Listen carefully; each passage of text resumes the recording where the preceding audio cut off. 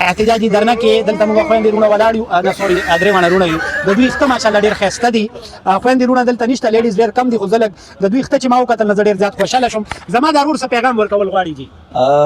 پیغام دغه دی چې دا MNA پی چې کوم دی د دې لپاره ما یو سوال دی او یو خواست دی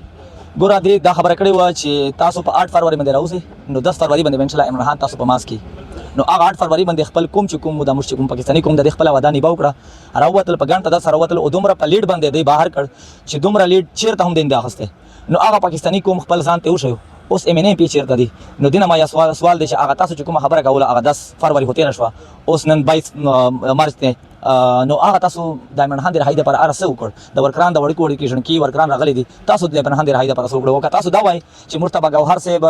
اعلان کوي اختاب عمران خان وایي عمران خان یو غیرتی انسان دی عمران خان ته شعر هم وایي چې ته ما د لپاره راوځه اخته ته همیشه ویلي دي چې ته خپل حقیقي ازادي لپاره همیشه راوځه همیشه ته حق لپاره جنګ کوه یو جهان مننه جی چې کوم MP ګاندي منه ګاندي زه یو خبره په دې کې اډ کوم چې څومره هم زموږ خیبر پختونخوا خلک دي هته زه ریکویسټ کوم چې تاسو په خپل علاقې کې چې کوم MP MNA دي هغه نه دا ډیماند وکي هر څوک په لاسونو باندې رواني سي په خې باندې رواني سي او اپ زبردستی ور سره وکي چې څنګه چې مونږ په تاسو باندې نن کړی دي څنګه چې مونږ په تاسو باندې غیرت کړی دي او غیرت مونږ په دی وجه در باندې کړی دي چې تاسو باندې خان د رهایی د لپاره څه اقدامات وټاو کوي خو دغه څو نه کړل تاسو ټولو نه ریکویسټ دي چې زبردستی ور سره وکي او په هر ځای کې احتجاجونه وکي او دغه مجبور کې چې د خان صاحب د رهایی د لپاره څه شي وکي یو جهان مننه ګران عزتمندو د دوی پیغام د دوی کوم وینا چې دا کم وړ چې د عمران خان سے پنوم باندې تاسو لا درکړې شوی او تاسو له عزت درکړې شو تاسو اسمبلو ته لاړئ نو د عوام دا یو پیغام دی د عوام دا ریکوست دی چې تاسو له ووټ د دې لپاره نو درکړې شوی چې تاسو په اسمبلی کې کېنئ تاسو په یخو کمرو